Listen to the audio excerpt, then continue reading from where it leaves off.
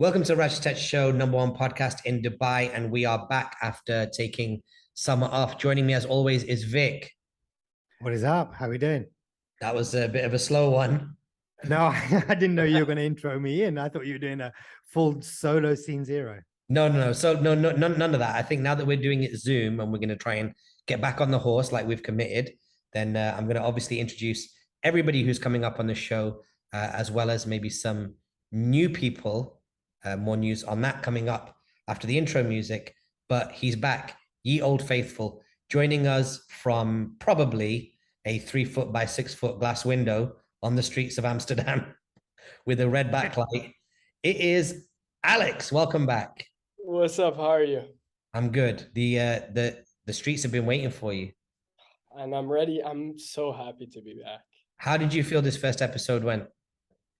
Very good. Very packed episode. A lot to go through. A lot about our summers, what we've done, and then recent news. Yeah, Vic, give us the bullet points. Yeah, so we talked, obviously, as Alex mentioned, we talked about the summer. We talked about a lot of music stuff, Stormzy's new video and AKADEMIKS wilding out and Kanye news. We talked a lot, and I think this is a really important part. We talked a lot about the pound drop-in and what you can think about that and how you can react to that. This was a really good episode. I enjoyed it a lot. Yeah, we also talked about the Queen dying. What else? Out and About in Dubai is back. Oh yeah, we talked about a little run-in with Robin Sharma, 5 a.m. That's a club that none of us are part of. Well, you're kind of part of it. I'm part of the 5:15 club. I'd give you 5:30. Cheers. Yeah. But yeah, this was good. It was a packed episode. Yeah, incredible. So we're going to get right back into it. I hope that you're glad to have us back. We are definitely glad to be back. And if you have not done so yet, give us a 5-star rating on Spotify, as well as a 5-star rating review. Apple, YouTube, gang, subscribe, like, and feels good to say this. Alex, run the intro.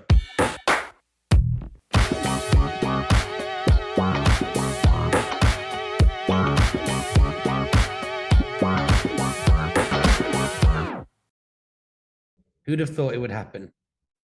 We're back after a long break, the summer break, and we're ready to get into it. We've got half of our equipment set up. Well, at least Vic and I have. Alex is just on his same MacBook, but we're all reporting from 3 different parts of the world. Well, 2 different parts of the world, Dubai and Amsterdam. Firstly, Amsterdam. How's it been so far? It's been very good. Got here almost exactly a month ago. And honestly, couldn't be happier. I was a bit stressed, I'd say, at the start. Just moving alone to a new country, not really knowing anybody. But it's been a very smooth your whole life. Exactly. Been in one place the whole life, all the same friends, everything. And when I first got here, for the first 3 days, I think, there was not a single person in Amsterdam that I knew, which was like a little new experience, but it was very good. Everything's gone by very smoothly, and yeah, I couldn't be happier. Yeah, so long break over the summer. So if you're just tuning in on this episode after a long hiatus, Alex has moved to Amsterdam to do university. Which course again? Media and? I'm doing media and culture at the University of Amsterdam. And you've started your classes? Yeah, I started 2 weeks ago. And is the course as pointless as it sounds? I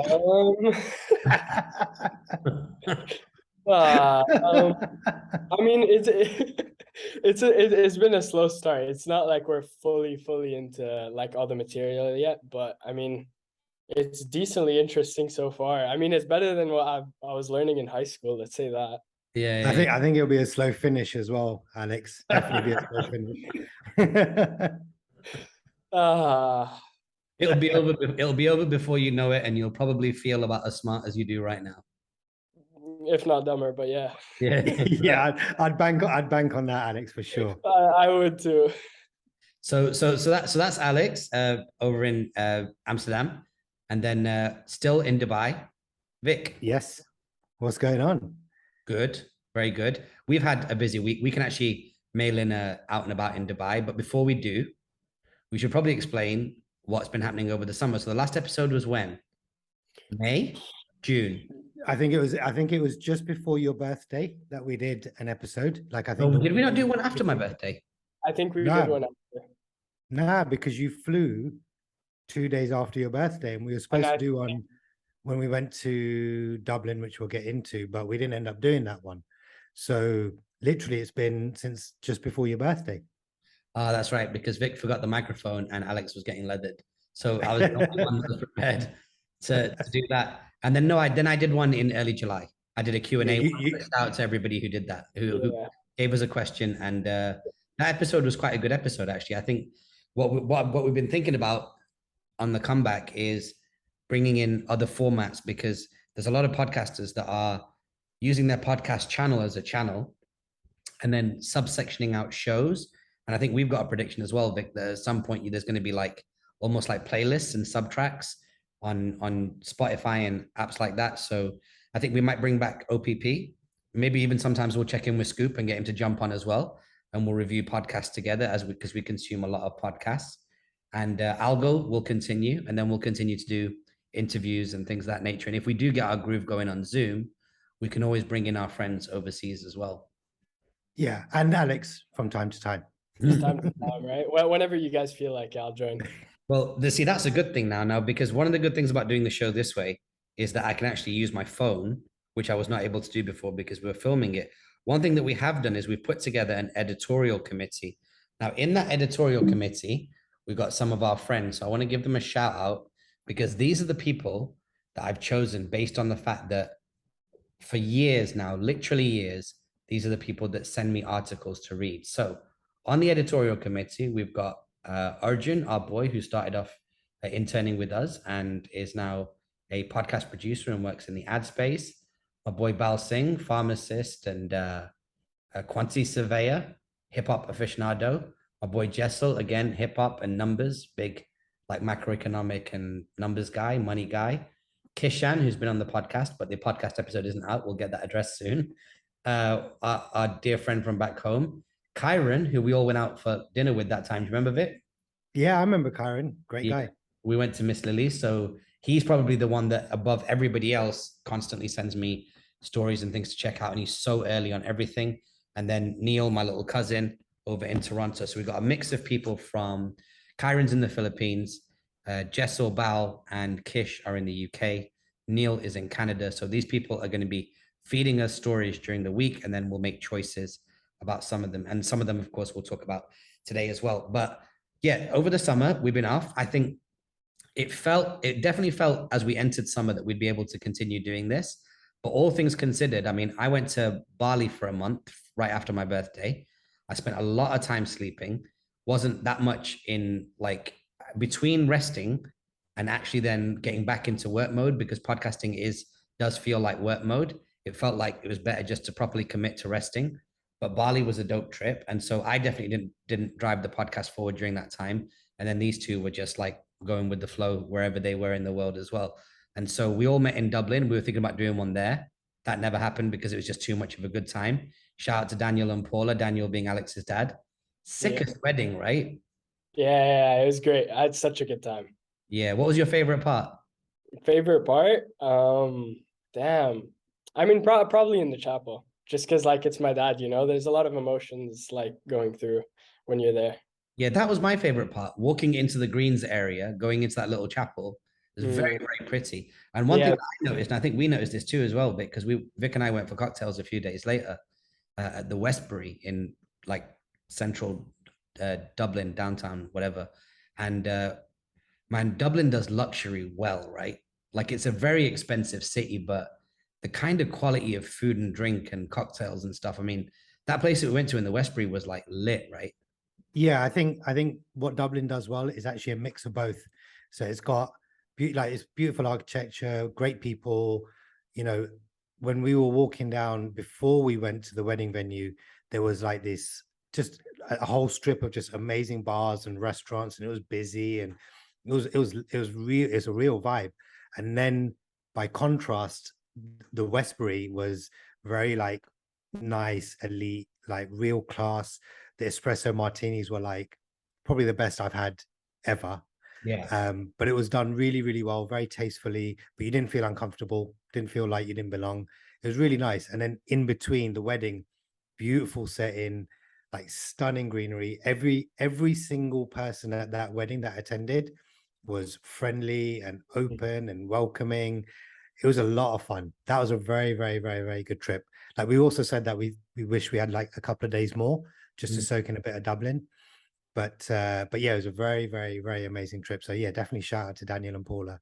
Yeah, yeah. And shout out to my former boss. For those of you who know, when I was in Canada, I used to work for a company called Student Phones, where I was incubated inside that business. I started a startup called Student Tones, and we were selling ringtones in those days, in the early days of ringtones. So I got a chance to meet up with my old boss, Naresh, who took me for the craziest meal at a place called Pablo's, but I think it's spelt like it's Pueblos or something like that. So shout out to him. Amazing to catch up with him. If we do get our Zoom groove going, he's absolutely one of the guys that I want to get on the pod as well. And shout out to his nephews as well, who he connected me to, who are doing some dope shit. And we're going to bring them on the podcast as well at some point. I'll let you guys know about that.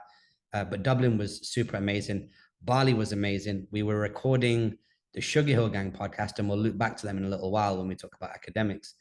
But we met Michael Franti from Spearhead on that podcast. Yeah. And he told us that he was out in Bali and he has his own retreat out there. So I went to Soul Shine in Bali, in Ubud, 7-minute kind of like scooter ride from the beating heart of Ubud.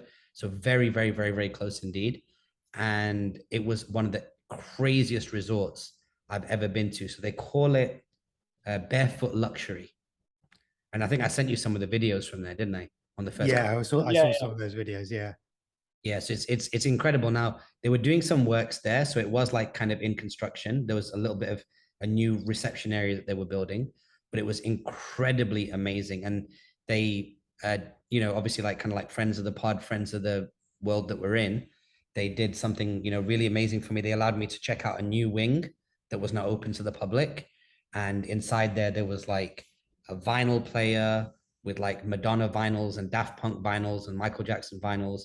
Huge, like massive, maybe 8-foot wide stone bathtub, huge shower, like overlooking the rice fields. It was one of the craziest experiences. So shout out to Michael and Sarah, his wife, for hooking that up. That was one of the best experiences ever. And Bali was just like the ultimate like sleep fest for the first 2-3 weeks.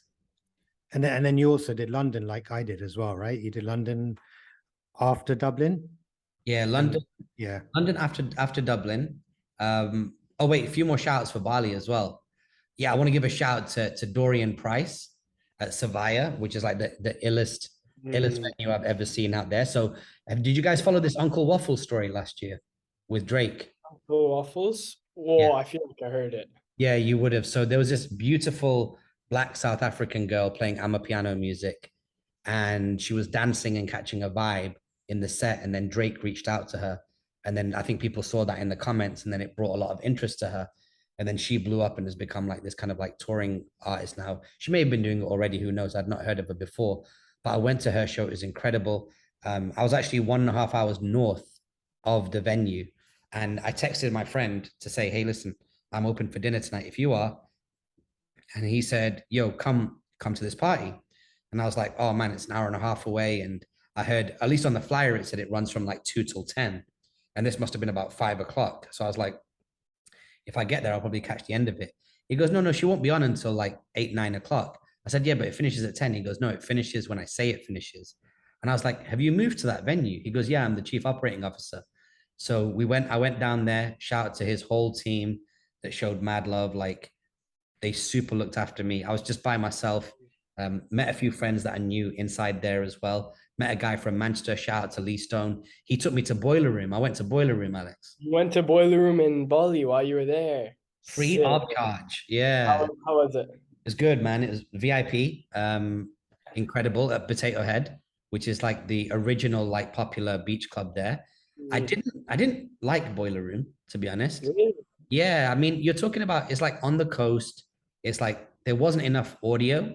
Like it was cool. It was a nice little vibe, but it wasn't, but it was more like stadium style. Like you're at a concert, and then the Boiler Room bit, which is a Boiler Room is meant to be a room and a small one, but you're in an open air beach club.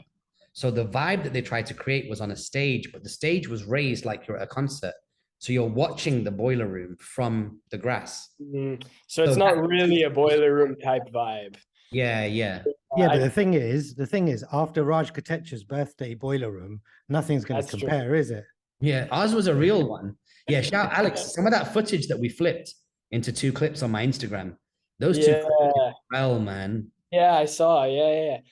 That was quality. I think I at some point want to make I don't know if we have footage from the whole set, but actually create the whole set put together from the different angles.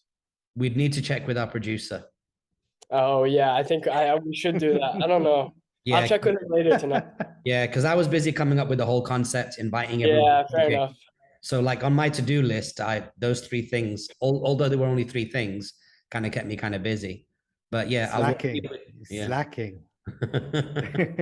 So yeah, no, and also shout out to everyone who came to the birthday party. Like that was, I've not felt the need to do a birthday party or any event, period, since that party, because that party was a real classic.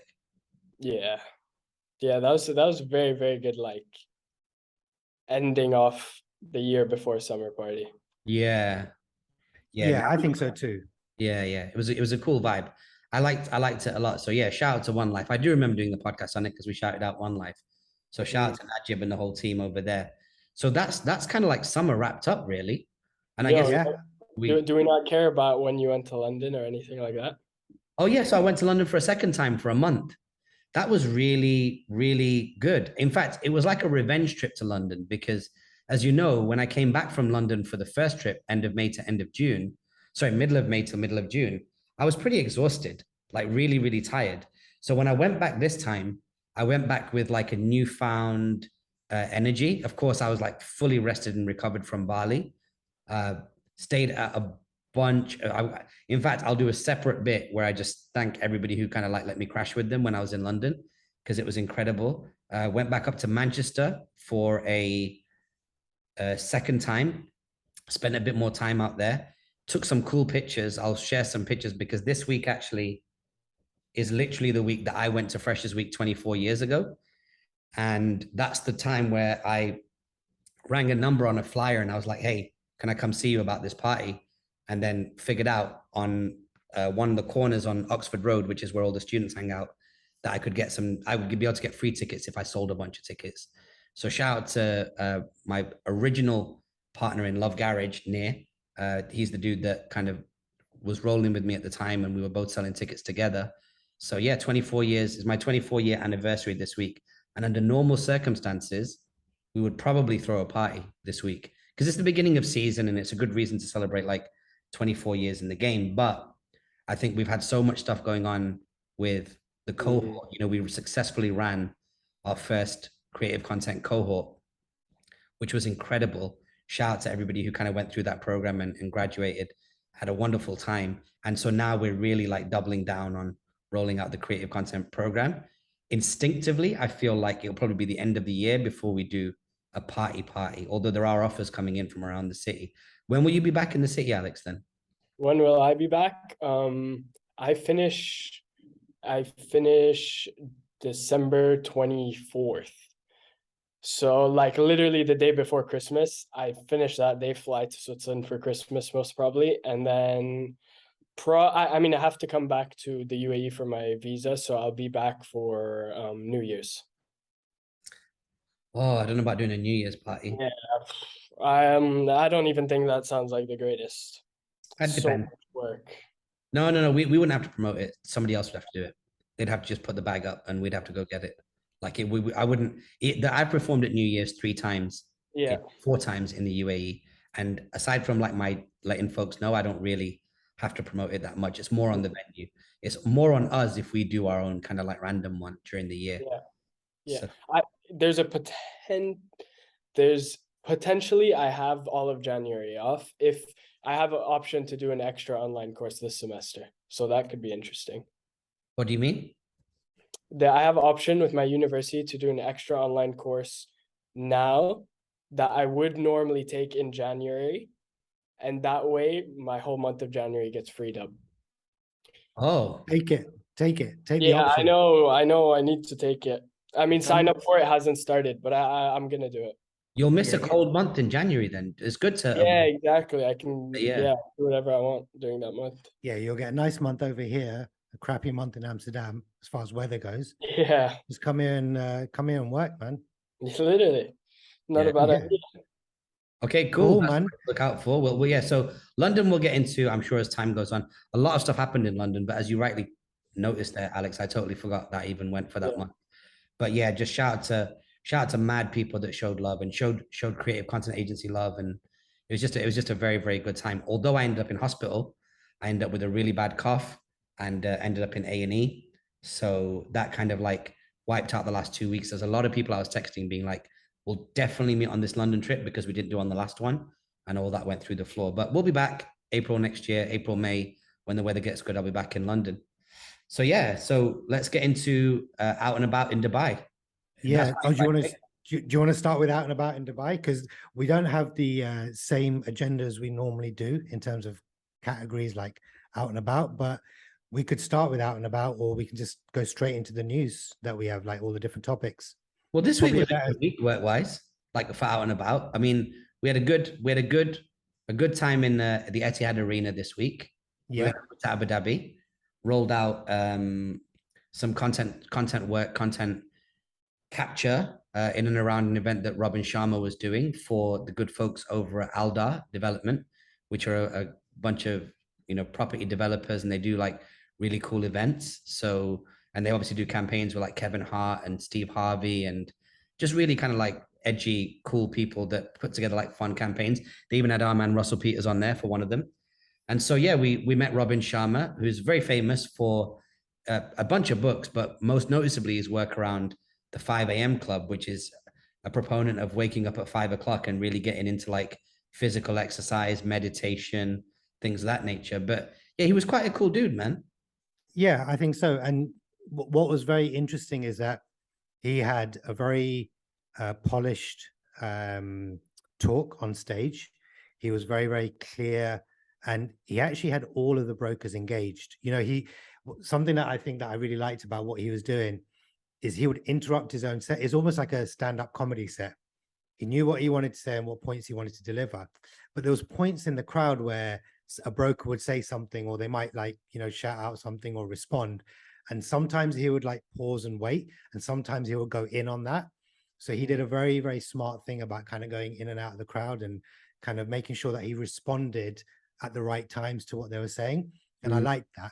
But they were very engaged, that crowd, for him. They were very, very engaged. You could see a lot of social media posts afterwards as well, giving him a lot of love. Yeah, he's a pretty dope speaker, and considering he was in an arena and he had 1,000 people looking at him, to come out and not really focus on like sales and biz dev, and really not even speak about real estate, but really speak about his thesis at a very high level, philosophical level, with the slides as well and some really good animation. You can see why like big companies like Starbucks and all that rock with him. Like he's a cool dude. And it's funny, like of all the guys we work with, like the big kind of like thought leaders, the biggest really. It's funny that we never really crossed paths with him. But when we did, it was all good. It was just like it was a nice little vibe, and his whole team was like cool as well. So yeah, I really liked that. I wasn't really, obviously we weren't thinking about doing that a couple of weeks earlier because I just landed and we didn't really know what kind of like celebrity stuff we'd be doing, but that was quite fun. Yeah, and then the other speaker that they had was Josh Altman, who is one of the stars of $1 Million Listing LA. So $1 Million Listing out of America is a big like a reality real estate program. I think it started in New York and then went over to LA and Miami, or in which order I'm not sure.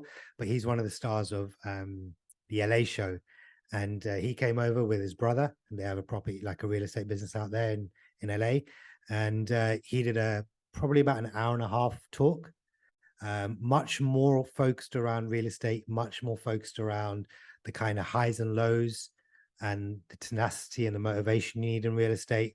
And then they did a Q&A, him and his brother. And again, I think that crowd was really looking forward to having him there. They were, because he's relevant specifically to their industry. So it was two kind of different sides of, you know, what they might want to hear, but they were really engaged with him as well. And his whole team, really amazing, really friendly, just a cool bunch of people. It was very nice to meet him, actually. It was definitely like that. I felt like what we saw that day of watching him come in and the way that he handled himself, and generally Americans know how to handle themselves in these kind of situations. But he definitely was like the definition of a micro celebrity in the sense that I don't watch that TV show. I wouldn't know him from a hole in the wall. But as soon as you met him, you could tell that he was buzzing to be in the room. He was excited. He was super polite. His whole team was mad cool as well. Like he was very patient because they needed like, you know, drinks and coffees and they had to wait a little while just because it was such a huge show, right? You're not gonna, it's not as if there was a coffee machine right there. And that can be problematic for people, especially when you're on a time zone, which is the opposite of Dubai, which is Los Angeles. And this guy was just cool as a fan, mad friendly. I didn't really get a chance to chop it up with him or anything like that. But I was in the green room doing some like moving around some files. So they were streaming his talk into the green room. And I thought, yeah, man, this is a cool dude. Is he the same as he appears on the TV show? Because you watched the TV show, right? Yeah, pretty much. Pretty much. I mean, you know, there is editing involved in the TV show. So they're always looking for the kind of bits that might show a bit of controversy or something that they can speak about, of course. But fundamentally, yeah, he's the same cat. Like there's no real difference. It's still the same kind of energy, the same kind of friendliness. You know, you can see it. So yeah, like I think the micro celebrity thing is a very interesting observation, and that could go either way. That could, you know, humble, like someone could stay humble or go the complete opposite way. He's chosen to stay just who he is and humble and just a good guy because he knows his value, but he also knows everyone else's value around him. And I think they played that all really, really well. And I think it was very natural and very authentic. But it was very nice to hang out with him and his team. I like what Aldar's doing as well. Like they're definitely thinking outside the box for people that are basically going out there and designing whole islands. They still got like almost like a startup type of energy about them, which is dope. So I don't know, as we pop in and out more of Abu Dhabi, we'll definitely like report back what we're seeing and hearing over there. Wasn't there a big announcement today? Oh yeah, Shaq. Did you see Shaq? Shaq is going to be the official news announcer for Abu Dhabi. Well, yeah. So Abu Dhabi, the Instagram handle Abu Dhabi, I think events. I sent it to you earlier today. Shaq has basically said, you know, I'm going to be the news announcer, and it's just done in a very Shaq way. He's just very like dry but extremely funny, and like he's got like floating heads in the advert, and it's all kind of weird. But yeah, he's going to be some kind of news announcer for the events that happen in Abu Dhabi specifically, I believe. So Abu Dhabi is like really, really going for it. Is he going to be doing specifically Etihad Arena or just as a whole? No, I think events in general in Abu Dhabi, I believe. I'm not sure, okay, but that's because what it looks like. Because I know the NBA is coming to Etihad Arena, so like I assumed it would be for that, but oh really? Yeah, I think there's 2 games happening at the Etihad Arena. Yo, did you know apparently Joe Rogan was here in Abu Dhabi for the UFC? Wait. Yeah. Oh, recently or a long time just ago? in the last week or so. Oh, damn, that's crazy. Yeah, so Dave Chappelle came on to Joe Rogan's show, just like a little surprise set.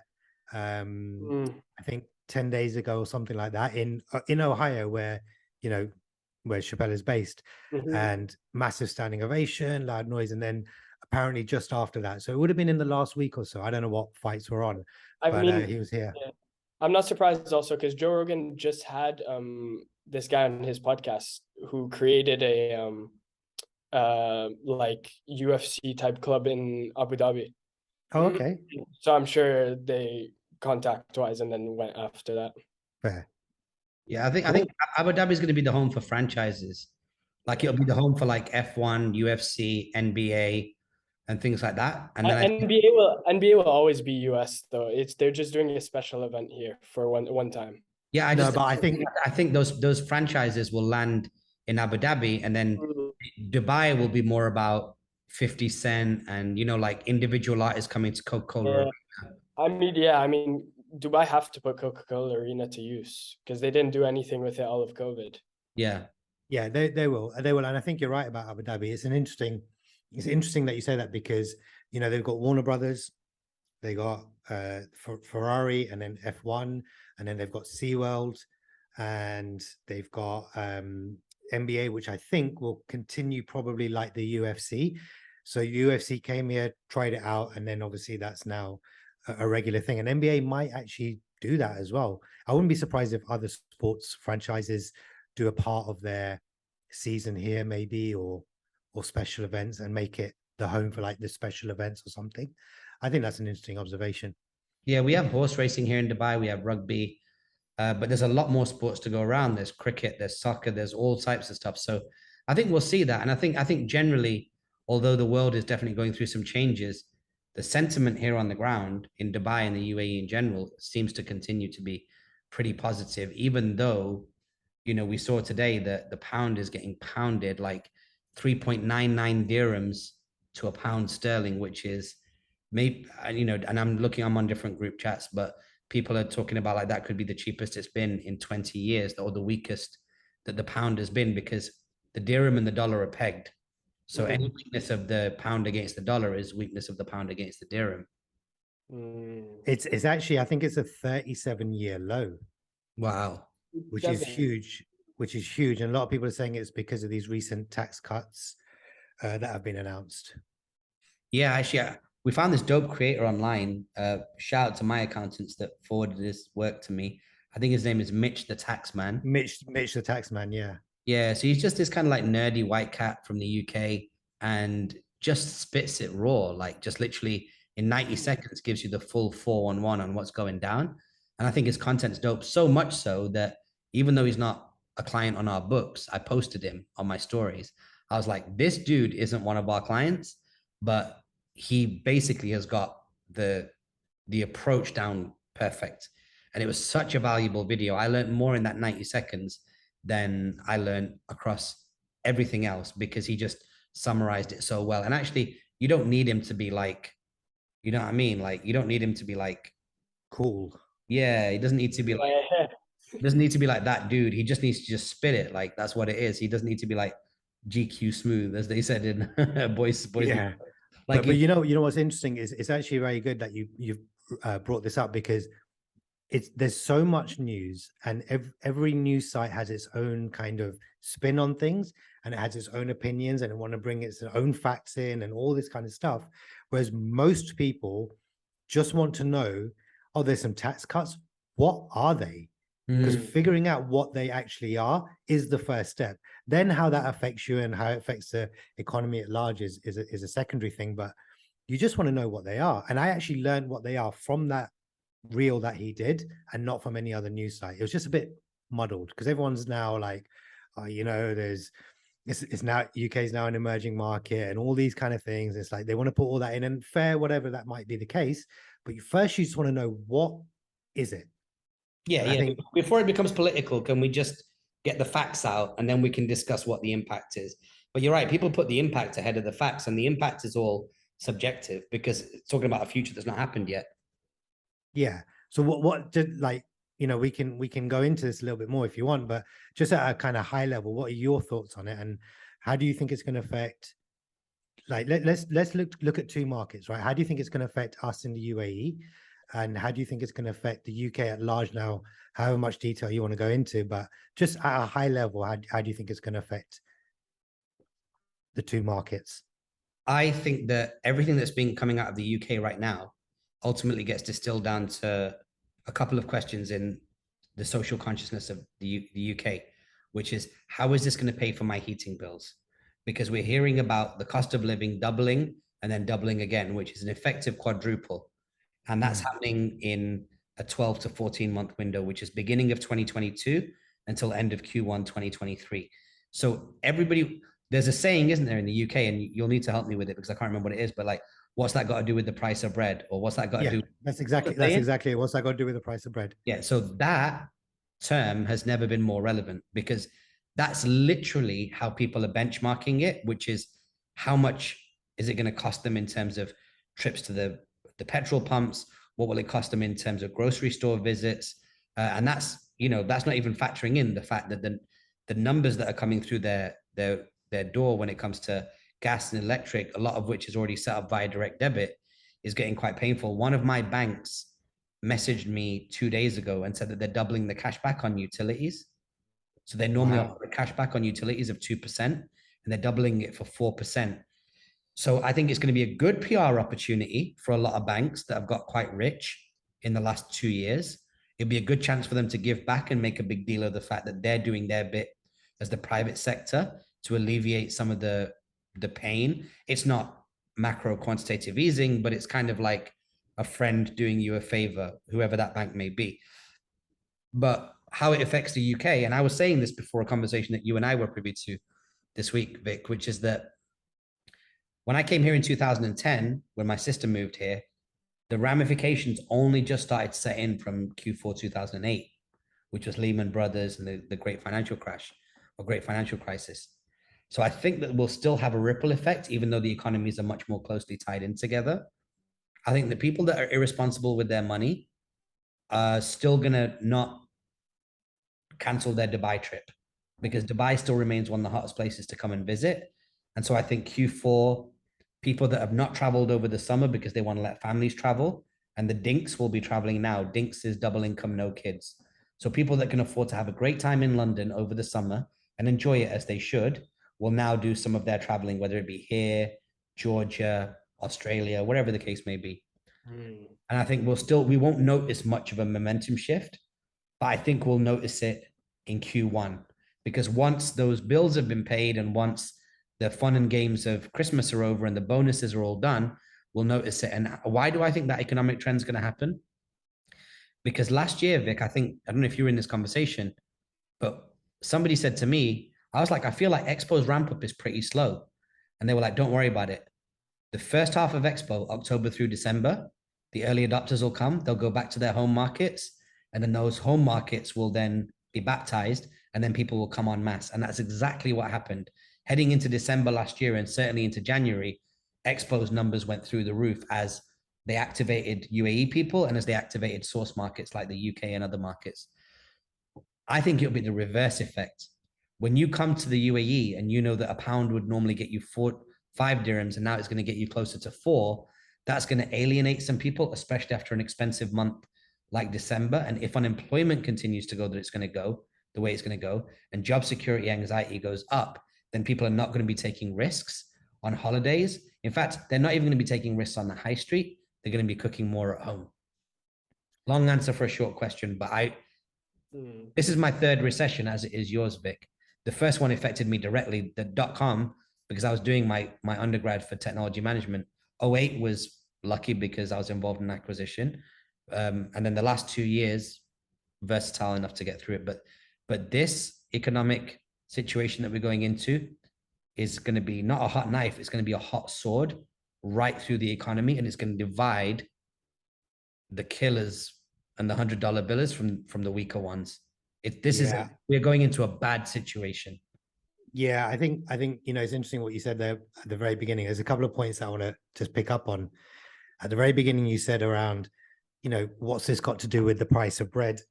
And here's the facts, right? Your general population, there are very smart people there that know, and again, the group chats that we're on, they can pick apart what the tax cuts are, what does it mean for the pound to be at such a low, and all of that kind of stuff, and why. But the general population only care about how much does it affect their salary. So if you're on a certain tax bracket and the income tax is lowered by a certain percentage, what is the net benefit for you as a result of that? Now, for anyone that's in the UK and anyone that's listening or that knows the tax system, it's actually quite confusing, personal tax, like income tax, because you have national insurance and you have your tax brackets, but the tax brackets are layered based on your salaries, and the first X amount is not, and then a certain portion is at this percentage, and then the next portion is at another percentage. So for people to actually figure out on a day-to-day is very challenging. So again, I think it's important for whoever it is to really clearly explain what that means for the individual person that's in the UK. And I think that's really important for morale and confidence. So if they're doing all these things, what does it actually mean for that individual?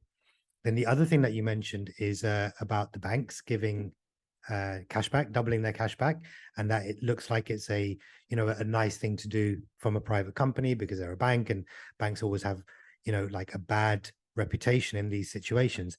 Now the cynic in me, that the absolute cynic in me, is just saying they're just trying to get bigger share of wallet. That's all it is. So yes, they might give 2% cashback, but if they offer that incentive for that person to use their bank and that bank account to spend on their utilities, and they give 4% cash back, fine, but they're just trying to get a bigger share of wallet. That's my view on that. I don't think they're doing it out of the goodness of their hearts or anything like that. It's a very highly commercially driven decision. Yeah, I believe that. I believe that very, very strongly. And then on the Dubai thing, yeah, I think you're right. I think we will see. I don't necessarily agree that everyone's going to come here in December, but I think we'll see a drop in tourism, a short-term drop whilst the pound is low, because people who are a little bit more thrifty or more careful about their spending will be like, oh, well, we're losing a whole dirham per pound, almost. So we've got to think about that carefully, because Dubai is not a cheap place. We put a certain budget aside, but if almost a whole dirham is gone, then we've got to really rethink about it. And I think people will go, okay, let's Christmas at home, family. They'll start thinking about, oh, we didn't do it over the pandemic and all that kind of stuff. And I think that will fall into their decision. Yeah, I think it's worth clarifying the share of wallet thing though, because obviously banks aren't like consumer vacuums. They're not people that you spend money with. But if you hear that your neighbor is getting 4% back on their gas bill, you would consider switching banks. So actually they're using it as an activation, as a short acquisition. Yeah. Acquisition, sorry. Yeah. It's a cost of acquisition move. Yeah. So when I was in that kind of space a little bit before moving to Dubai, acquisition is a huge part of that tactic. But the share of wallet thing is more around if I have 3 bank accounts and you're giving me more cash back, I'm more likely to use your bank to spend the money and the money I have in my account with your bank, but I'm more likely to maybe switch my salary to there or switch my savings account to there, because it's just easier managing a couple of accounts with one bank rather than multiple banks. And I think that's what I mean by share of wallet. That is what I mean by share of wallet, but it'd be a heavy customer acquisition tool. I don't think there's any like goodness out of our heart, being really cynical about it.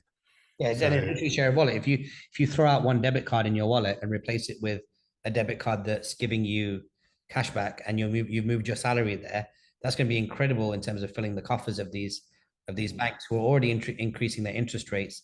It's a good time to start selling people like fixed loans and offering people credit. So it actually be worth keeping an eye on that as well. And one thing I do like as well, I noticed on this week's episode of Pivot with Cara Swisher and Scott Galloway, is that Scott Galloway has now moved to London, and already there's drippings of like slightly more UK centric, London centric economics in that podcast. And so I think we're going to get a transatlantic view on that. And I think you and I, well, us as a podcast, we have a responsibility as well to probably try and keep an eye on that, because I think that there's people in the UK that would benefit from that perspective. And of course, we've got our little advisory board now, so we can keep checking in with them as well and see what they think. So yeah, I would also like to just add something onto that Dubai point as well. I think we like what the sentiment I'm getting on the ground here at Dubai is this: everyone knows that there's a recession. People in Dubai fundamentally that are here working or got their own businesses or whatever it might be, they're pretty smart and they're pretty savvy to what's kind of going on in the world, and that's part of the reason why they're here. And they all know there's a recession, but there's a very positive outlook for Dubai and the UAE in general. We just spoke about Abu Dhabi, and I think that's trickled down to the population. And I feel like the UAE population is as aggressive as ever to make it work, like to go out and get it. Like there's opportunity, let's go out and get it. Let's make sure that we don't get hurt by a global recession. That's what I feel. what's the 18-year-old's perspective, Alex? Because I experienced my first recession, or it was quite a narrow recession. It was the tech sector in 2000. But like, is this something that gets discussed around the table when you're doing whatever you do in Amsterdam? I don't think that's the first thing we speak about, but I have noticed like price of like food and certain things that I'd buy go up. And for me, I feel like it's even bigger of a jump because I was moving from UAE to Europe, where Europe's already more expensive. So like it's increased like that much more. But no, it's not something that like I would speak about every day with friends, but like it is like a conversation sometimes. So on that, actually, as an 18-year-old, and you're at uni, you're kind of living your life, whatever. Mm. But this is something that would directly impact you, like, Yeah. as you just said, like just cost of bread or whatever. What in your mind, or as an 18-year-old, what in an 18-year-old mind do you think you should be doing about it? If anything, I'm not, I mean, genuine. my first thoughts make more money, but that's not always the case. So I don't know. I think there's a lot of things like, instead of going out for a drink sometime, don't go out, or before going out, have a few drinks at home because it's way cheaper. If you're living with other people, then I'd say buying in large quantities, things like that, like Mm. to just like make whatever you can cheaper. It's So being a do you think student. a household budget would be helpful? Like some kind of household budget would be helpful? Yeah, for sure. I mean, like as of now, I'm staying alone, but November 1st, I'm moving in with a friend. And like obviously like but when I'm living with my friend, it would be important to like plan like ahead on like what we're doing rather than like each go our own separate ways and then like maybe have two of something or who knows what. Being a student is just like you're living through a recession anyway. Yeah, exactly. That's the thing. Constantly price hacking. Yeah, you're kind of always like broke Yeah. in terms of like you're always trying to find a way to like save money. Yeah. Like no matter what, even if you're not in a recession, like the idea is to like spend as little as you can. Yeah. Yeah. Yeah. Cool. Well, listen, I think this is a very important topic for us to keep an eye on, and I think as the podcast continues to be shot, then let's keep checking in on this, because I think it's going to be important for us. Like you said, it's our responsibility to make sure that whatever we can distill to anyone that listens, hears it. But talking of the UK, a big news story that we're a little bit late on, I guess, but the Queen died not too long ago, and I know that's on our list to talk about.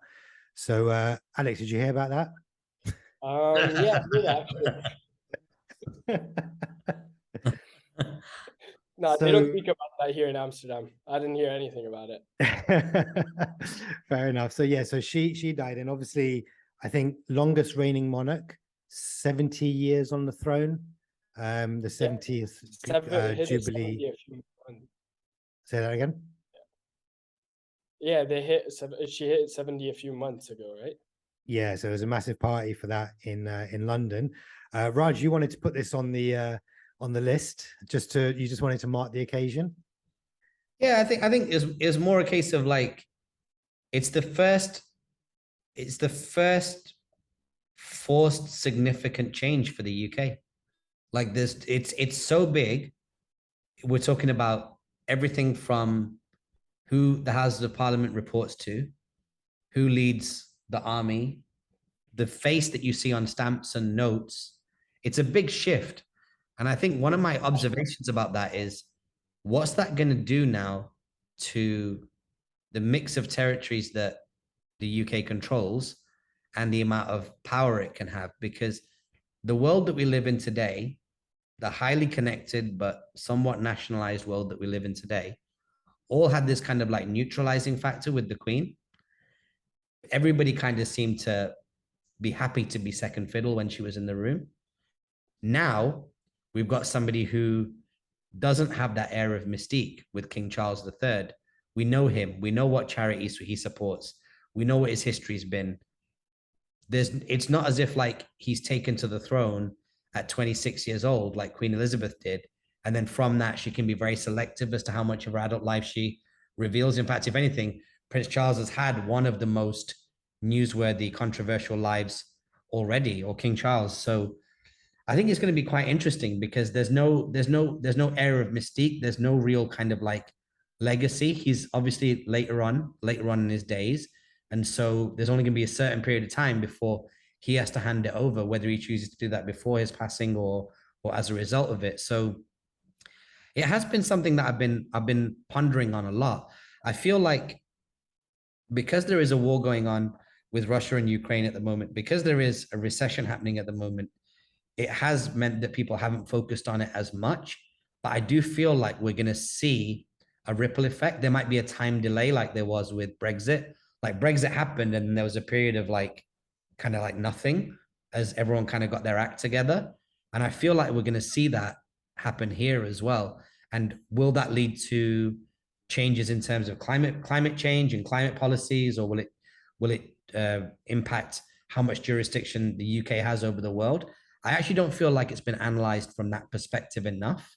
And I feel like we will have to start thinking about that in 2023, is that how is the world changing as a result of the shift in the monarchy? And I'm already thinking about it. There's not a lot of fresh data for me to fold in, but it's something that I'm thinking about as a dependent variable in terms of where culture goes and where finance goes next year. Yeah, so there's obviously the Commonwealth, and like the monarch has, like, I think sovereignty or over a number of countries across the world. And I think post independence of these countries, it is their right to become a republic and not a monarchy. So Jamaica and various other places. So that's a big shift that can happen across the world globally, where the Queen or the kind of sovereign of the UK had some element of representation in these countries. They can choose to remove that if they so wish. And I feel like that might happen. And because of the Queen and because of the long-standing kind of sovereignty, and because maybe just the fact that she was pretty cool to them or whatever and treat them really well, they didn't do it. I don't know. I'm just kind of guessing here. And maybe they just feel like this is a good opportunity for them to get out. But there's a lot happening in the UK, right? Like you said, stamps are going to change, notes are going to change, all the way to, the Bobby on the beat, which is like the police officers that wear like the big hats. It says ER. That's going to change. Yeah. So all of that is fundamentally going to change. So yeah, I mean, I think it's worth kind of seeing what this actually means and what happens to the Commonwealth Games. Actually, does the Commonwealth Games continue to happen? I guess if they all leave, I don't know. Yeah, they won't all leave at once, but I think that there's going to be a ripple down effect. And right now there's still kind of like a sense of mourning, and it's quite somber and sober, and there's that. But I just feel like if I just keep it 1,000, I feel like it's going to affect the game. I don't know how, but the point of this podcast is just to kind of get your shit on record, right? And for me, it's like I feel like that's a big thing, and I think it's going to affect the game. It's going to affect actually how you do business when you're out and about, moving around, like when you're in the streets or in the boardrooms. There could be things to do with people's relationship with the UK as a market, as an economy, that could change as a result of the monarchy changing. And there might not be a lot of these events, but I think that there will be some events that happen as a result of that. Maybe very disparate, maybe very small. I'm not sure that it'll have a huge effect. So just to kind of get it on record, they're a symbol of the UK, but they don't hold a lot of power as far as kind of policy and economy, etc., is concerned. They don't make the decisions on that. So yes, from a symbol point of view and maybe what they represent, certainly, but I think that would be not short-lived in a crass way, but like short-lived in its sentiment, like how it affects the game. That's my view. I think we might look at it sort of differently, but yeah, look, it isn't a great thing that's happened, certainly, and it's definitely sad for the British people. And I think everyone will just keep it moving. Okay, everyone has to. Yeah. Think about it from a strategy point of view right now. If you were King Charles, what would be your biggest priority right now? Get the people on side. Okay, and how do you do that? I have no idea. A bunch of PR. I have no idea. Good Bunch of PR. PR has to be based on a story. On and something, yeah, but you I can don't know spin what a that story, was. but if you look at Trump, if you look at when Obama went in, obviously Obama went in right after 08 recession. The idea right now is to get an early win. What is that early win? They're meant to be peacekeepers. Like if the Queen was nothing else, she was a neutralizer.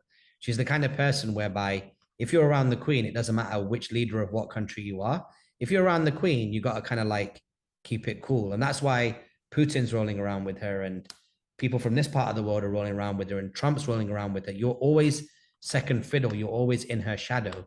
And so I think what he's going to need to do is he's going to need to put a campaign together, which is like, look, you might see this as a reason to escape the monarchy, but monarchy 2.0, which he's going to be responsible for, is going to be a better version of it. And here's the good that will come as a result of it. So I think we might see him getting more involved because he's not got the same level of anonymity that Queen Elizabeth had. Because Queen Elizabeth took the crown at 26 years old, and then she was very selective for the next 70 years as to when you saw and heard from her. And the media made one thing very clear is the fact that she was quite quiet and didn't chime in on everything made her special. But can you do that today? Can you do that in 2023? I think that he's going to be looking for some sort of quick win. Now, I'm not saying he's going to pull up on the border of Russia and Ukraine and start handing out like mini eggs, but he's going to need some sort of win, some sort of early win that helps people go, I like this guy and I like the role he'll play in society. Although it is a gated role. You're right, Vic. Like there is still a House of Commons, House of Lords, Parliament, all these other things that ultimately determine how the country is governed. But you know, he's not going to want to Kamala Harris himself and just be this silent voice. You know what I mean? Yeah, I agree. Yeah. So yeah, I agree. He needs to be out there. Yeah, he needs a quick win. What that is, you know, it's worth keeping an eye on. And I think what's interesting to kind of like final point on this is that everyone loved the Queen. There was no reason not to. So well, if Twitter taught us anything, is that everybody didn't. Like if you, I was on, I had okay, sure, pulled up on the screen as the news broke, and I was watching different demographics. We've all got different histories with the monarchy, and they took that opportunity to voice what they felt. And I will say this as well about the people that were spewing like hatred and negativity about the Queen. And now is a good opportunity for us to get this piece of jewelry back or this stone back. Yeah. I get it. My native country has had a few things lifted out of there as well, and some terrible things have been done. But I'll tell you what I didn't do. I never personally wrote to the Queen or anybody in power when she was alive. So I feel like that kind of limits what I can say now. Like if I'd been lobbying and campaigning for years, give us this diamond back, do this, or you know, we need reparations for this. Then at the point that she passes away, I feel like that's the time to turn the gas mark up on that. But if you basically don't do anything about it, and then when she passes away, you kick her, I feel like that's kind of corny, man. Well, it's actually a coward's way to do it, but I guess everybody loves it is an exaggeration. Of course, I saw a lot of that as well. What you saw, let's say the majority sentiment towards her was positive for the British people, from the British people. But with Charles, it's kind of mixed. You know, it's a patchy history. So yeah, he does need the win. Let's see what happens. We'll keep an eye on it, and if we talk about it, we talk about it. Now, let's talk about some exciting stuff that's happened in music. There's a few topics that all related to music. So let's start with something that I've not actually done anything about, but I'm happy for you guys to talk about it and give me some spoilers. The new Stormzy video. Mel made me do why do you not watch that? Because I've been busy, man. We spoke about it last night. I was going to watch it, and then something happened, and then today I've just been out, and I've not had 10 minutes to sit down and watch it with any clarity or like peace. Alex, what do you reckon?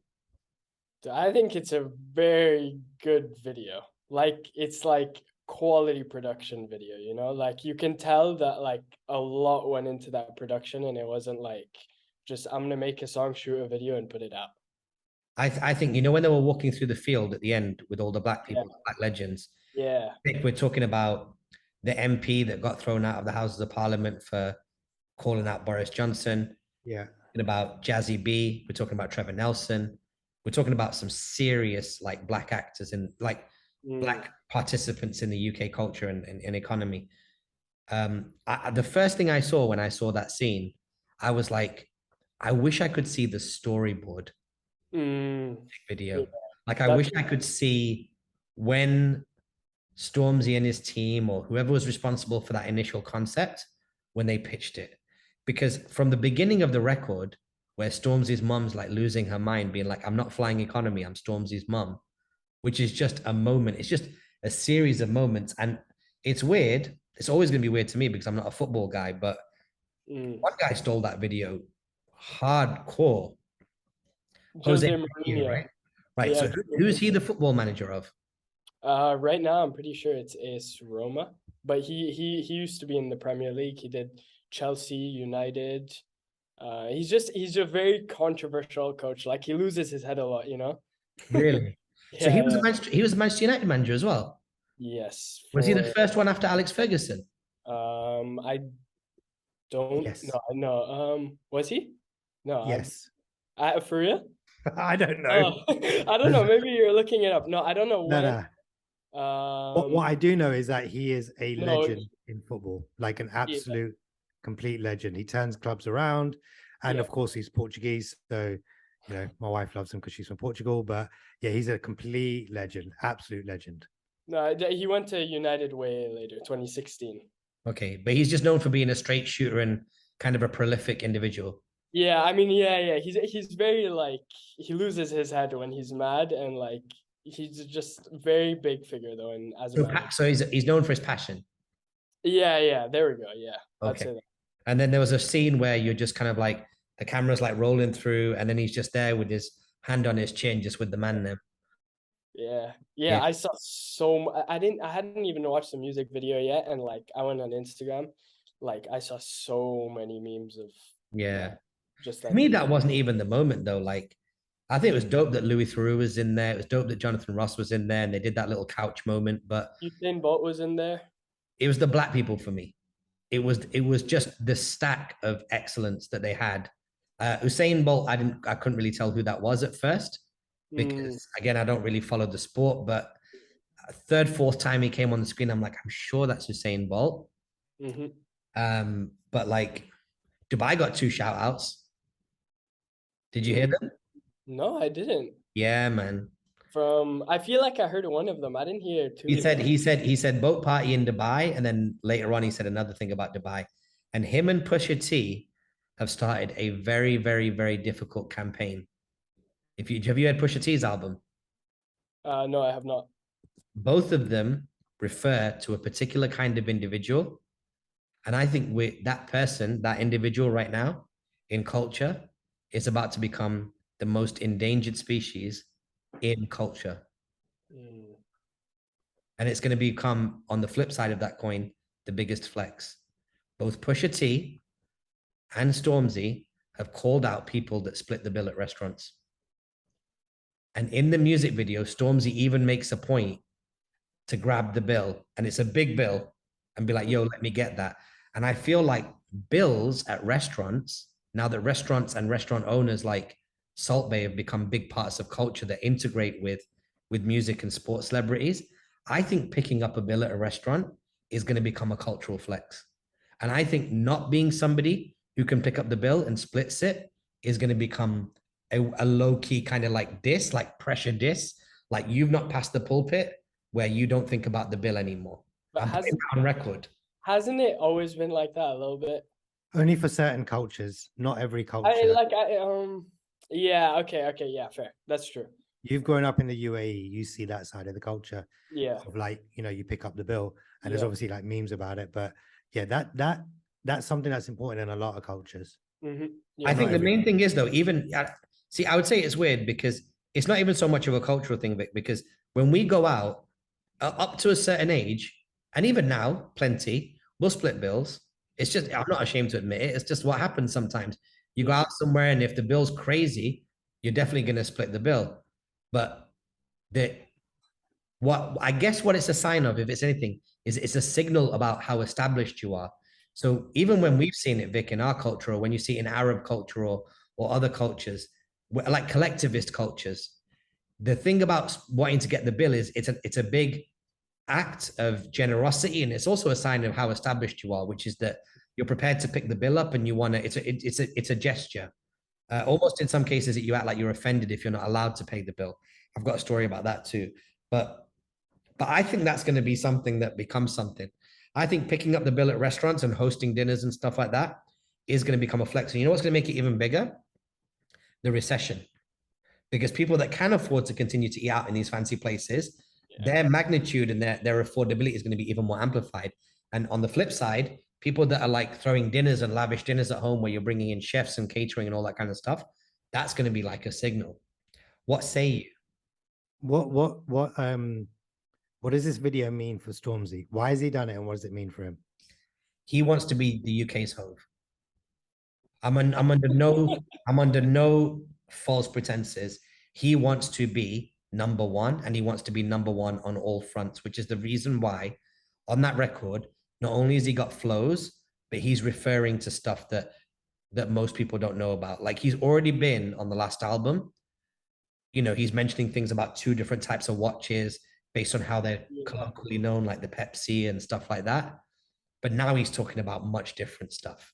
He's talking about real, like, big boy stuff. It happened with Jay when Jay mentioned the Rob report. And people like, he was like, Jay-Z's like, you don't know about a Rob report.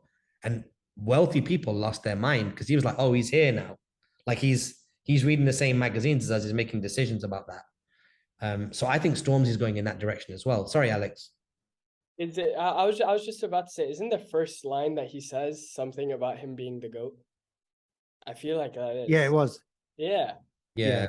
He's like, I'm the GOAT, so what? Something like that. Yeah, something. Yeah. It's quite serious. So yeah, I mean, I think it's a moment in time. And actually, he's timed the record well, because if you're going to go for record of the year, summer's done, winter's coming, and you know, it's going to be a song that's still going to be, it might be like peak hot in December when people are deciding, okay, what was the hottest record to come out? But one thing I also noticed as well about Twitter and certain parts of Twitter that can be quite cynical and quite critical, it was almost like a royal flush, man. People were just like, this record, this video, this puts this guy at number one. And I wonder I wonder what Chipmunk's thinking. Considering they went head to head, I wonder what he's thinking, like with this ubiquitous sense that quote unquote Stormzy won the long game. He won the marathon. Let's see. Yeah. But the record's dope as well. Yeah, my only issue is that it's 8 minutes. I feel like just songs that are so long, like it's not something I'm gonna listen to every day, start to finish. You know. Do you listen to any song start to finish every day? Sorry. Do you listen to any song start to finish every day? Oh, like the same one? No, definitely not. But I'm saying even I don't think I would play a song that's 8 minutes start to finish. Why are you laughing? No, just in general, he's asking, do you listen to any song from start to finish? Oh, yeah, I do. Cool. Why do you know? I don't. I just feel like 8 minutes is like, that's a long time, you know? Yeah, but 8 minutes, what he's basically doing with an 8-minute record is saying, whenever you listen to it, you need to sit down and listen to it. Yeah. Just play it on in the background. So listen to everything I'm saying. That's what he's doing, I believe. You know what he's doing? I'll break it down from a unit economics perspective. He's saying that my record is worth 3 records. That's what he's saying. It also feels like it's more than 1 record in the song. Yeah, but he's basically saying, like, if I'm asking you for 8 minutes under normal, like, Alex consumption metrics, that would be 3 records. Yeah. I'm saying that this record is worth 3 of what you can get out there right now. Yeah. And that's the reason why he's put out an 8-minute record, is because we teach this on the course, that people, when it comes to putting out content, people pay with time, not money. Like the wallet, which is 24 hour, a wallet that can hold up to 24 hours. He's asking for 8 of those minutes in a world where his competitors are selling for 3 minutes. Yeah. So he's coming in and he's saying, this is premium. This is a premium product. This is luxury rap. It is luxury. It's probably worth more. Do you know why? Because a lot of music out there is not selling 3 minutes. They're selling the little TikTok 15, 20 seconds. Yeah, that's true. So you know, that it's interesting. You know, that Lizzo record, that little bit that went viral on TikTok is like 15 seconds or whatever, right? But it's one time 15 seconds in the song, and that's it. Yeah. So that's what they're selling, really. So he's probably saying it's worth even more if you were to like go that way. Talking to like music and legacy and all this kind of stuff. AKADEMIKS, do I call him DJ AKADEMIKS or just AKADEMIKS? I don't know. AKADEMIKS, yeah. But AKADEMIKS came out and started. He made a comment about you know, these guys that pioneered hip hop, and he was saying how they don't look like they have any money. I think the word he used was dusty, and you know, there's been a lot of backlash. And LL put out a 6-minute video, basically just shutting him down. And a lot of people have come out kind of not happy about what he's saying. So tell me about that. What do you think? Did you see that, Alex? Did you catch that clip? No, I did not. Where was it? So it's you can find all the different clips, but essentially it's a game of 3 parts. The first part is that AKADEMIKS comes out and says that a lot of like old school rappers, like what he calls the originators or the forefathers, are looking dusty. They're not looking like they've fulfilled their earning potential. Then LL Cool J claps back and says, "You're out of line. You should not be mixing up the amount of money someone's made with their impact on the culture, because as a forefather, everything drips down from them. And so anybody who's benefited from hip hop has benefited as a result of the Sugar Hill Gang and Grandmaster Caz and Grand Wizard Theodore and Grandmaster Flash and all these other people." So that's where he came in. And then AKADEMIKS came back and said, "Look, I'm not saying it from that point of view." He said a lot of stuff in his comeback, but ultimately what he said was, you guys didn't teach when you guys were on top, and you guys are multi-decade artists. You didn't teach the new artists. So if we're drawing a line between LL Cool J and Lil Baby, he's saying you didn't teach them that. So I think there's a couple of things there. Who taught what who? I have no idea, because I'm sure that within the constrictions of what these artists, I'm sure some of them were generous with their lessons and others were less so. But what's interesting to think about is that, you know, we have something in business called like total addressable market, TAM. And when you come out in the market with a new style of music that's not got any infrastructure around it, no best practices, no how to promote it, no audience is ready for it, your total addressable market when hip hop first came out, for the first decade, hip hop's total addressable market was probably no more than sub 10 million people. So there's only so many Benzes and Beamers and mansions you can buy in that first 10 years. You know, even it wasn't until like the LL Cool J Run DMC era that you really started seeing like a little bit more. Actually, Eric B and Rakim era is when you started seeing a little bit more money moving around, and Slick Rick. So the early forefathers could only make a portion of what was available, and there wasn't that much money available. So subsequently, like prorated, they're not necessarily going to get the head start that they had in terms of they won't make a financial head start. It won't be comparable to the impact they made on the culture head start. So LL Cool J is definitely right about that. But then on the flip side of that argument, if you're a rapper right now, like someone like a La Russell, who everyone's got their eyes on, his opportunity is huge, because as he's building his rap career and proving to people he can rap, at the same time he can be doing concerts, at the same time he can be doing Patreon, at the same time he can be doing NFTs, at the same time he can be doing like donations and merch. And so it's very likely that a La Russell's first 2 years, he'll make more money than somebody who started their rap career from 79 to 81.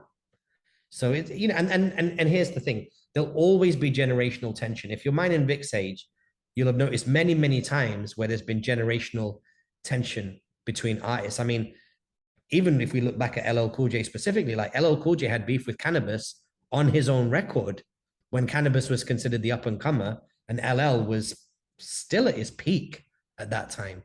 So you'll always get it. What do you think, Vic? Yeah, it's interesting that I never looked at it from the angle of total addressable market, and I think that's a really important point. But I think, I mean, Academics just, you know, he just wows anyway, right? He kind of just, he speaks his mind, and like it or love it. What's really important here as well is that the type of deals and the understanding and knowledge of the type of deal that you could have has changed. So back in the day, 79 to 81, or even through the 80s, the deals were not in the favor of the artists.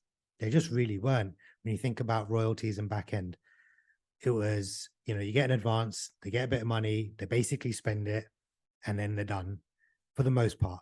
Same thing through the 90s, but only in the recent years, in the kind of like late 90s towards now, has that changed. And it's changing significantly because it's now they're not relying on record deals to make their money or to even get known. They're not even relying on the majors for distribution and marketing, or marketing at the very least, or promotion, because like you said, there's multiple channels and multiple avenues. Now, they don't always have to make their money through music either. Merch, podcasting, brand deals, sponsorship. If they've got 1 million, 2 million, 10 million, 15, 20 million followers on social, for however long that lasts, they're going to rake it in through brand deals, sponsorships, appearances, so on and so forth. So the ability to make money, or the opportunities to make money, have increased, as well as the total addressable market.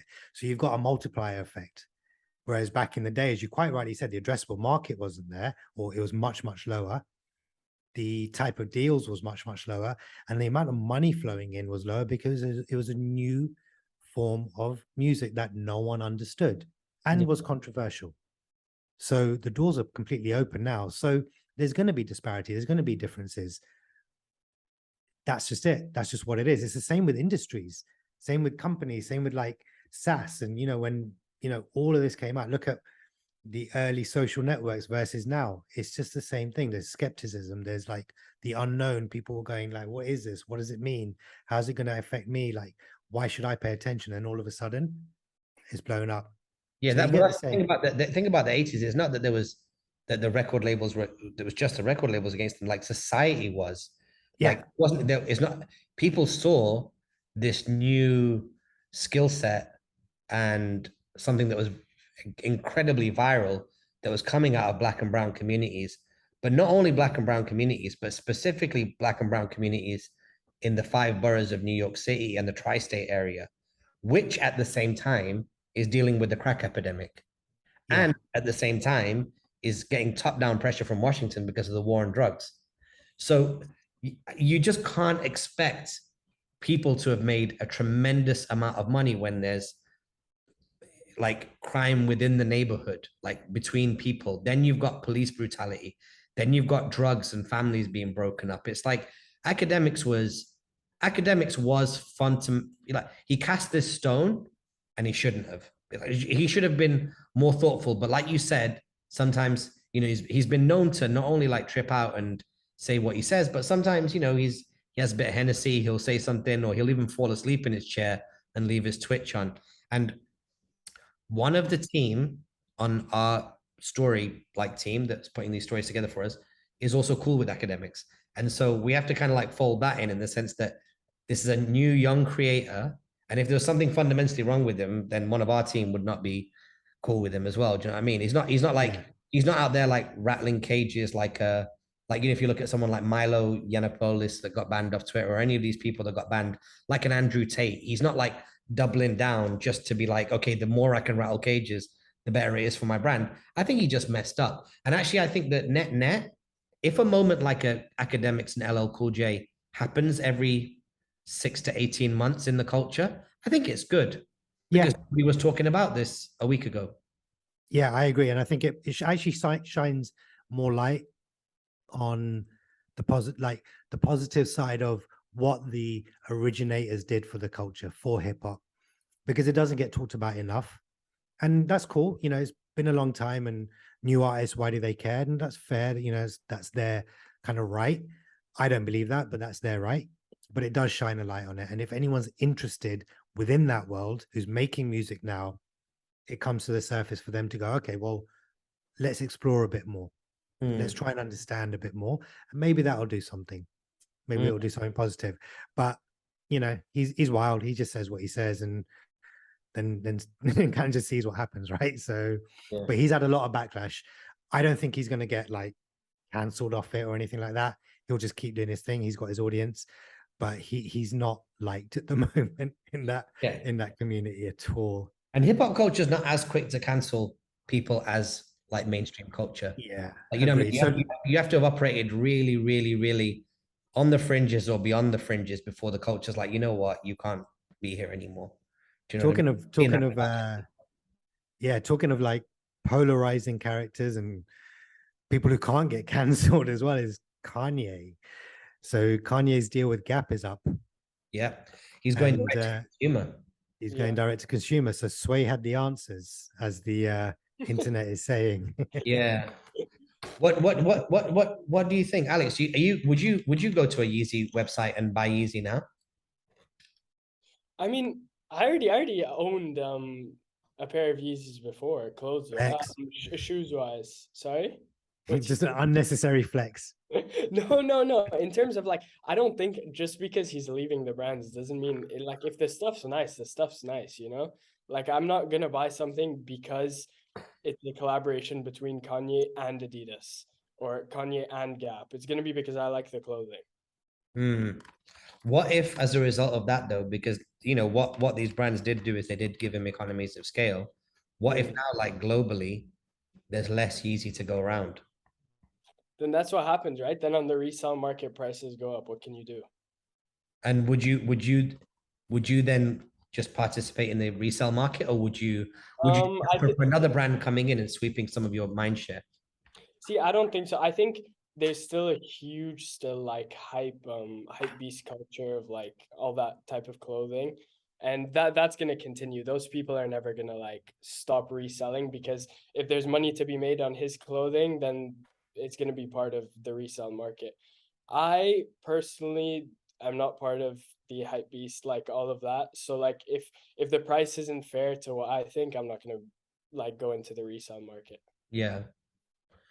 Do you think from Kanye's perspective, it's like, Alex, I'm asking you, like, do you think it's a good move for him? Do you think, I mean, I'm sure you followed kind of the whole him and like Kanye and Gap kind of collaboration over the kind of time that it was there.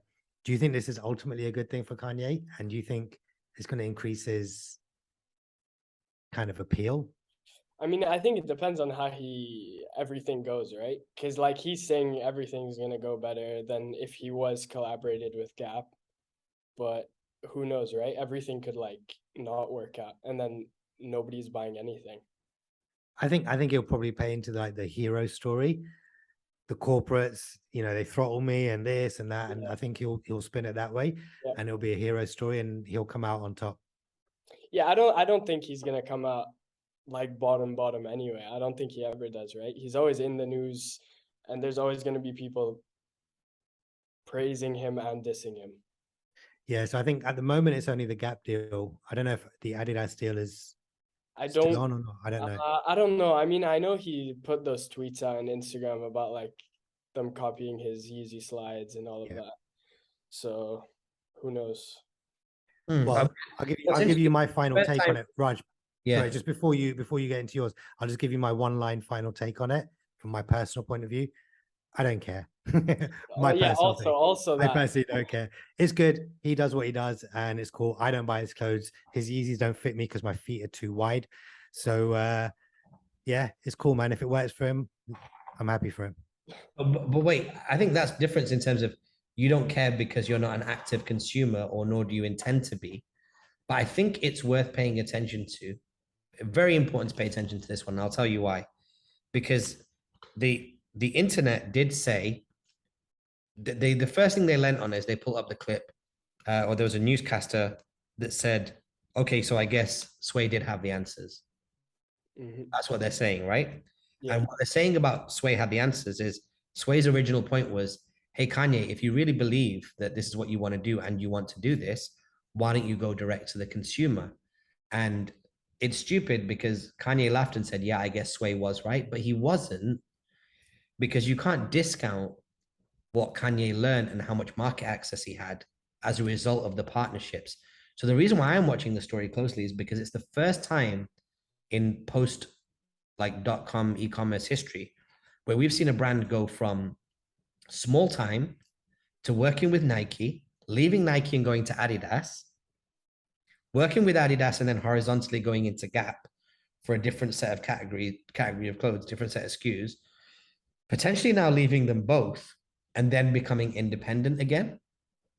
So it's much like, it's actually the Jay-Z story. If you look at Jay-Z's record label history, started off independent on Priority Records, joined Def Jam, scaled and became the Jay-Z that we know today, and then becomes out of a contract. How will he navigate it? Because Yeezy would not be what it is today unless it had the scale up opportunities and expertise and distribution and so on and so forth of Adidas.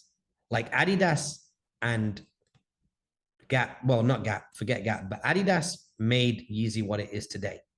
Like Yeezy's Yeezy in terms of creatively and product wise, but for it to have the amount of eyeballs and the amount of distribution, simultaneous drops worldwide, Kanye couldn't have hired the staff to do the marketing and the promotion and the manufacturing all in sequence, in perfect scalable sequence. He couldn't have done that 5 years ago. Now he's saying that he's going to release himself from this machine.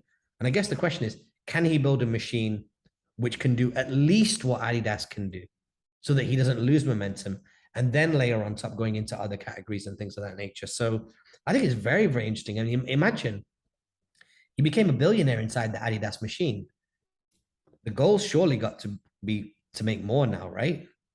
Yeah. I mean, look, obviously, when you put it like that, obviously, from a business point of view, it is. My problem is, I just kind of get bored of anything Kanye at the moment. I'm just going through maybe a 2-year, like, can't be bothered with Kanye moment. Yeah. So you're right, 100%. I would normally watch a deal like this, and I probably still will watch a deal. In fact, it'll be impossible for me not to, just because of who I follow and what I see online and what I read and you and me talking and all that. So yeah, but it's not something that I'm like, this is going to change my life, although it probably would if I paid attention. So yeah, I think how he navigates his independence now, post being in that corporate world, is really, really interesting. And I'm excited to see what he goes. He's basically got all the connections in the world. He's probably got all the access to capital. It'd be interesting to see where he goes next. So yeah, a good story worth watching. Again, I think it's going to be a slow burn. I don't think this particular story is going to create moments on a weekly basis, but I actually think this is what, I think, Vic, if your son goes down the marketing and business route, I think this will be a case study that he writes up the same way that when we were at university, we used to write up Levi's and United Colors of Benetton. We used to write up those case studies. I think Yeezy will be the case study for a 2032, 2033 kid. Yeah, it definitely will be. It'll definitely be in the zeitgeist for academics, or academia, not academics, for academia. Cool. Well, let's keep an eye on it and we'll continue to discuss it, I'm sure. We are one more topic out. Actually, this one just came in. I don't really know enough about it. I haven't read enough. But the halftime show, I think, what is it? Apple's taken over the sponsorship from Pepsi of the Super Bowl halftime show. Do you know anything about it? I haven't read the story properly. I just read that Apple Music is sponsoring the Super Bowl halftime show. And I don't know if it's confirmed or I think it's a rumor as of now that Taylor Swift is the performer. Pull up the story. Let's see what it says. Let's give it a quick read. Yes. You're right. It did come in just now, which is yeah, Apple Music to sponsor Super Bowl halftime show. Okay, so is that confirmed? Yeah, NFL announced early Friday morning. The multi-year sponsorship will begin with this season's Super Bowl. So the multi-year, I don't know how many years, but yeah. Okay, so what that means. And the old one was Pepsi. Yeah. Yeah. Okay. Well, Pepsi doesn't like diversify too much. I think what's gonna happen. Oh, sorry, I just dropped my phone. What's gonna happen is we're gonna see the Apple car pull up in the middle of Super Bowl, and the artists are gonna jump out, and that's gonna happen in the next 3 years. You think so? Yeah. Yeah. Apple Car. Yeah. I think because Pepsi has diverse set of branding touch points. Apple has product diversity. So as Apple goes into healthcare, as Apple goes into transport, as Apple goes into the metaverse, which we saw a little clip at the end of the Apple thing that the Apple announcement they did a couple of weeks ago. Shout out to Mquan, who was there, one of our friends. But the very, very last scene, did you follow the announcement all the way to the end? No, I didn't watch all the way to the end. If you look on my Twitter right now and you scroll back like 5-6 posts, they put in a Marvel style outro. And in that outro, I believe it was a woman waiting. She looked like she was waiting she was on the inside of the subway, or she was waiting for a subway. And then that scene, the whole scene's 3-4 seconds, and it glitches. So it looks like the Matrix and it glitches. And so the timing of this is quite interesting because they're saying that Apple Glass version 1, a friend of mine, good friend of mine, Robert Scoble, announced that this is going to be announced, mentioned that this will be announced early January. So if it's announced early January, then we're going to see really, really, really good timing for Apple to have the most amount of eyeballs in the world. And I think that's going to really hurt. It's really going to hurt. It's going to really going to hurt their competition, because also got to remember as well as your average Super Bowl fan isn't target demographic for Apple. Apple's target demographic is upper 10%, elite, creative, high disposable income, brand matters. But Super Bowl, average person in the Super Bowl stands is not necessarily going to be that guy. Super Bowl is, I don't know, because Super Bowl, there's a very, like, at least it's very, like, the tickets are super expensive.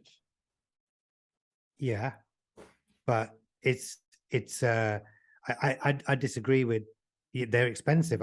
But people save up for it because they want to go, they want to be part of the experience.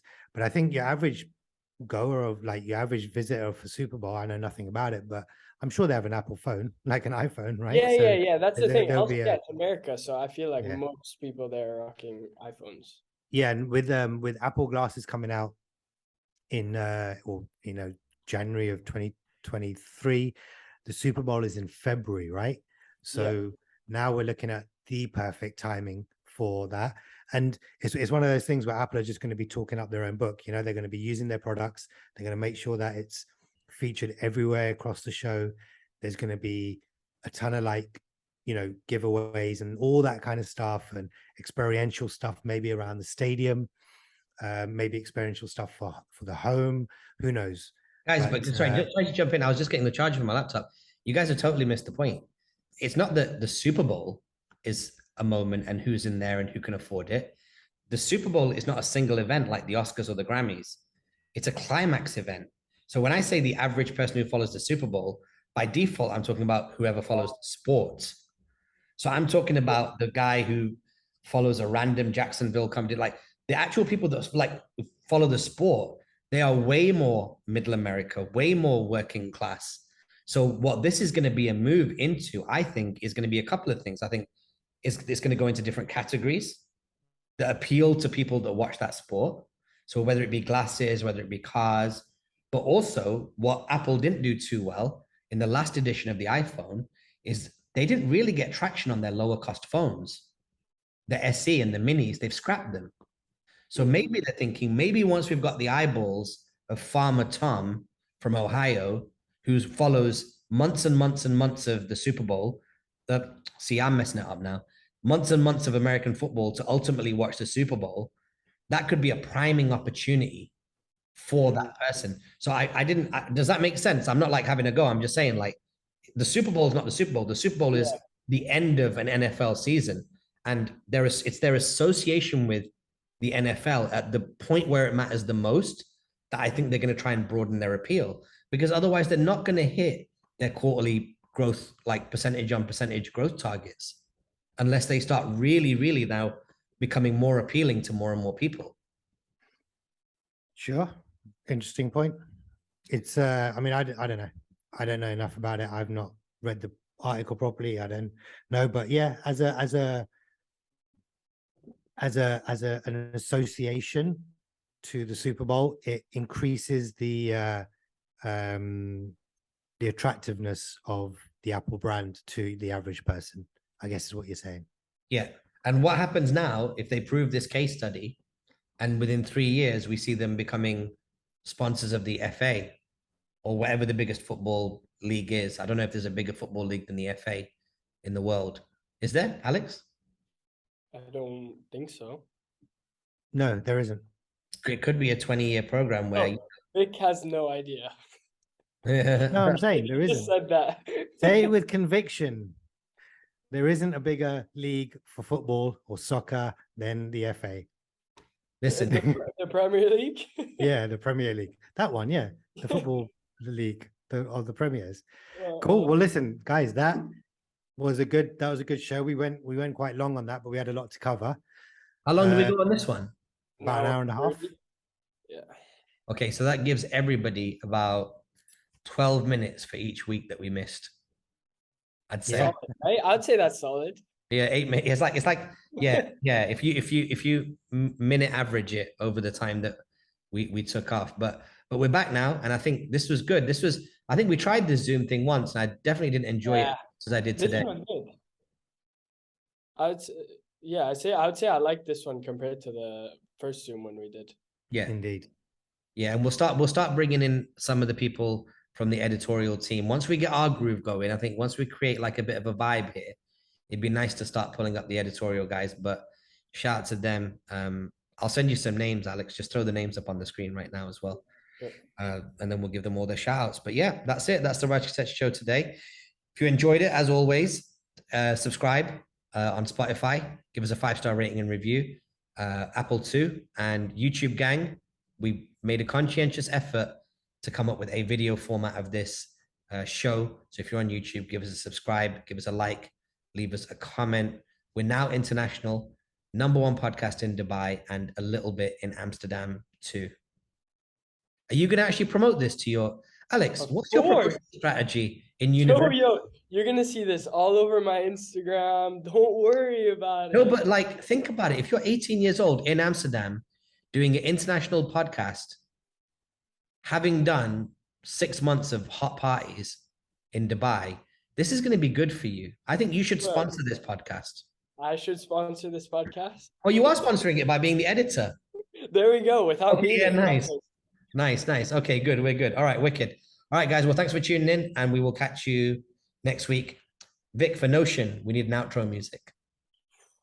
All right, cool. Yeah, that's in there. All right, guys. Thanks so much. Subscribe, like, rate, review. Peace.